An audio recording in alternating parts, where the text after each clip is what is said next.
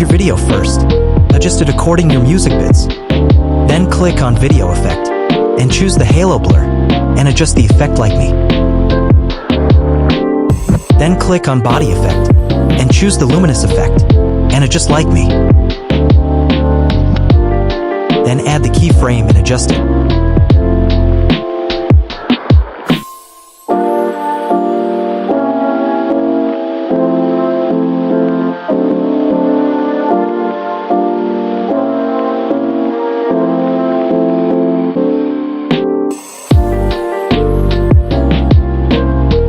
Once again, click on Video Effect and choose Halo Blur and add it like me and adjust it properly.